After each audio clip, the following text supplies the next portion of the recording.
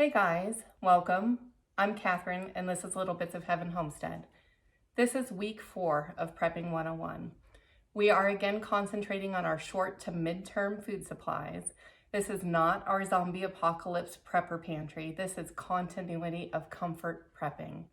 So if something were to happen, be it some sort of short-term weather event or even a longer term, say job loss or illness, something that just kind of disrupts life and makes things outside the norm, and even this pandemic that we've been experiencing, I really hate to talk about that, but this is our reality currently, is things are weird. We are all exposed to the fact that our system is fragile, grocery store shelves are not necessarily guaranteed, our supplies have been stressed, and so we're looking at life a little differently these days. And our family, we owe it to them to ensure continuity of comfort. So today we're focusing again on our short to midterm food supplies. We're building our prepper pantry in a sane and calm way. So we want to take a look at foods that our families will eat. If you have been following along, week 1 was all about water. If you don't already have 1 to 2 gallons per person for at least 2 to 3 weeks stashed away somewhere in your house, maybe throughout your house, under beds, in closets, whatever, I highly encourage you to go back and start there. Water is life. Whenever there is some sort of weather event where things like pipes freeze or fill in the blank, our municipal and water supply in general is not always guaranteed, and there is nothing more sobering than turning on your faucet and nothing flows. So for your own peace of mind, start at water. Go back to week 1, and there again, every week, if you can justify it, add a gallon or 2 to your shopping trip and just stash it away, not only for your potable water supply, but you're going to want to consider things like basic hygiene, flushing toilets, brushing teeth, cleaning clothes. I mean, these are all necessities that don't go away in an emergency. So water is life. Start there. So week 2 and 3 were also short-term food supplies. If you have been following along, you should have basic things like tomato paste. That's something I strongly encourage you to have on your shelf regardless, because it is just a highly usable canned good. The last couple weeks I've made tomato soup, I've made spaghetti sauce, I've made pizza sauce, you name it. That tomato paste is not only a prep that it comes in super handy, but it's good to have on hand in any pantry in general. But this week I am going to pair it with spaghetti. So pick up 2 packs. These will provide your family a couple meals per pack, depending on how big your family is. Super affordable, but coupled together with these pasta sauce. Come on, Catherine. Coupled together with your tomato paste, you can make all sorts of pasta options. So go ahead and pick up, I don't care if you pick up spaghetti or lasagna, or it doesn't matter, just pick up 2 packages of pasta. Super affordable. And these will last on your shelf at least 1 to 2 years according to your packages. Again, if things really hit the fan and you are desperate, I'm sure that you would eat this long beyond the best by date, but handy to have on hand just in general. I'm going to recommend that you pick up 2 more cans of meat. So if you've been following along, you should have, I think, 3 other cans of meat. And so this will be 5. And I don't want you to do the great big cans of meat unless you have a large family, because you are also considering the fact that you may be in a situation where you've lost power. And if you've lost power, you do not want to be opening and closing your refrigerator multiple times. You want to keep it as contained as possible. So if you've got the smaller, depending on how many family members you're feeding, you're not going to have to worry about saving any sort of leftovers or refrigeration. You can open it and use as is. So 2 more cans of meat. And we are ideally working on building at least 2 to 3 weeks of a shelf-stable pantry for your family. We're not quite there yet, and we are going to have to come back to our short-term food supply, because I will be moving on, because there are other areas of preparedness that I want to focus on. But in the idea of building 2 to 3 weeks. We're getting there. We're getting there, guys. So it's a slow but steady process. Pantry item, sugar, because we are going to be concentrating on things that make us happy. Sugar is something that will kick off your dopamine receptors. I am keto, so I wouldn't necessarily eat this, but you can use it for all sorts of other things, including food preservation. So always good to have on hand, and this has an indefinite shelf life. So this is not something that if you put it on your shelf, you would regret having it in 20 years. It would make a fantastic barter item if it came down to it. I feed my hummingbirds. I have some very demanding hummingbirds. I wouldn't care about the hummingbirds in a shit hit the fan scenario, but good to have on hand. Another can of vegetable. I am doing pumpkin this week. And in fact, I would recommend that if you're going to put anything on your shelf, that you have a plan in place on how to use it. And not only that, but have a plan in place to use it with your other shelf-stable items. Tonight, I am making a pumpkin bisque that sounds all super fancy for pumpkin soup. And it's going to be predominantly shelf-stable items. It is going to be pumpkin. It's going to be some sort of dairy. I'm going to use heavy whipping cream in this situation. But if I were going off of what I need from off my shelf, I would be using some sort of canned milk, maybe condensed milk, evaporated milk, probably not the sweetened condensed because it's not a sugary item as far as the soup goes, but I would definitely use, I've got shelf-stable coconut milk, and in future weeks, I will show you the shelf-stable milk that I picked up for my daughter. So all about continuity of comfort. So anyways, my choice this week is canned pumpkin, and I do have a plan in place. Print out recipes, guys, especially if you are not familiar with working your way around the kitchen, and this is not your forte. Print out recipes, because if things really got bad and it were a situation like, oh, I can tell you my internet went down just because of a snowstorm. And if you're dependent on internet searches, that may fail you at some point. So paper copies are good to have. So here we go, another can of vegetables. Spice of some sort.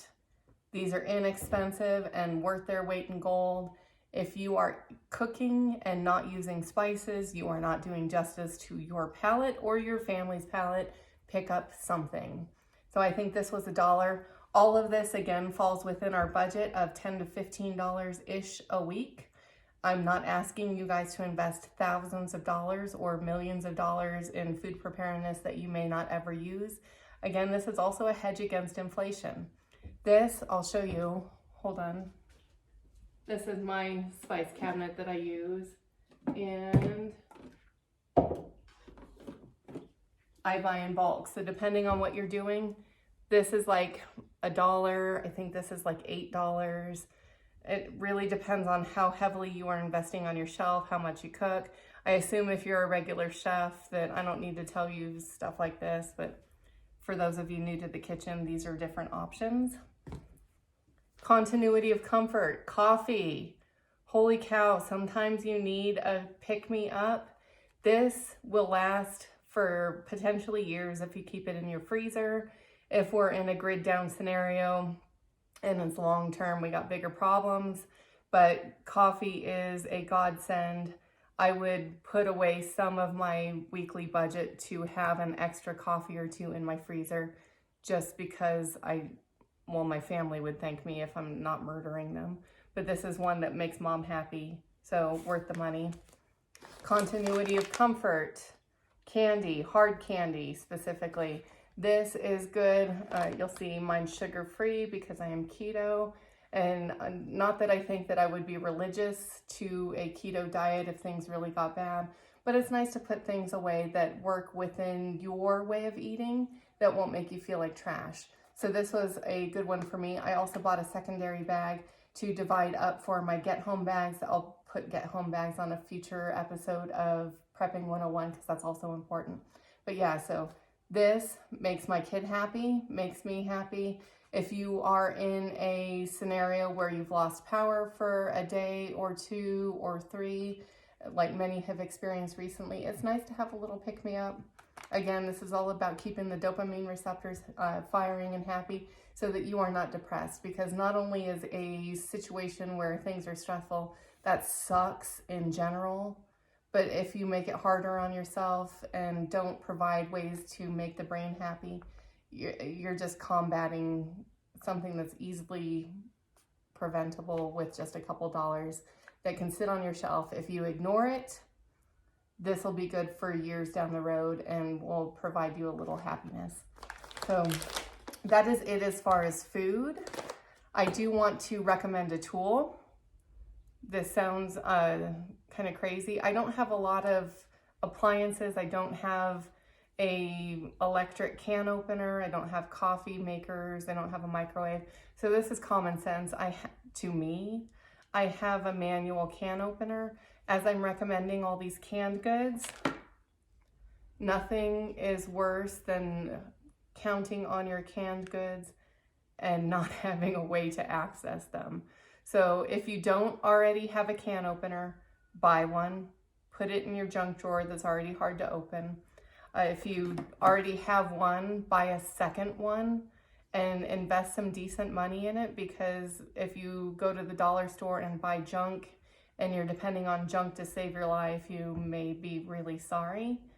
So there is a saying in the prepper community that 1 is none and 2 is 1. And so what that means is if that you are counting on this one, you're like, I've got this one and I'm good to go, that the likelihood of your one failing or you being unable to find it or it breaking for whatever reason is extremely high. When you're counting on one thing and it's a life or death scenario, that's a lot of faith to put into something that you could also invest a couple dollars in and have some real security. So 1 is none, 2 is 1.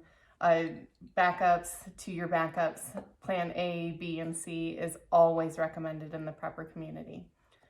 If you are new to following me, I have recommended this book several times. It's called Just In Case. I'm not sure if that shows backwards or not on the video, but this is how to be self-sufficient when the unexpected happens. It is specifically talking to families. It is a really comprehensive and well laid out book. It does the same thing I'm kind of doing here as far as short-term, middle-term, and long-term supplies. It's going to hit all sorts of other areas, tools, different areas of preparedness around your home, things that I may not necessarily suggest if you want to jump ahead and just kind of start reading through and tackling as you can. If you had some sort of sobering wake-up call here recently with your own personal security, this is a book I highly recommend. I'm also going to recommend that you start thinking about and saving up for this tool. It is not something that I am putting on my list for you guys this week. This is a butane stove. This is one of very few ways that you can safely cook indoors without concerns about carbon monoxide or killing your family if you do not have a wood stove. So I don't have propane. I am dependent on electric. I do not have a wood stove. And so this, as I was researching ways to safely cook inside, this was by far the safest way. And I will show you on another future video other options as well. But that one is $20 at your big box store. If you can't afford it this week, do save up for it. If you can afford it, go ahead and go and pick one up, because it's one thing to have all of these food supplies, but if you can't cook it, they really don't do you any good. Okay, guys, so I hope that that was something of value. I hope that this is helping find you peace in the midst of the storm. And I hope that above everything else, that you are taking decisive and intentional actions to put a little bit away to be conscientious of your family's long-term and short-term security. And that by doing so, if you can do it sanely and calmly, that you will find that peace. Because I know that oftentimes people who come to prepping do so out of fear. And there's nothing to fear, guys. You can do this. You can ensure your family's continuity of comfort with small and conscientious steps. So thanks for joining me this week. If I did give you something of value, please give this a thumbs up. If you think this could be helpful to somebody else, please feel free to share it. And if you haven't already subscribed to my channel, please do so. I appreciate you guys, and I hope this finds you well. Until next time, guys. Bye.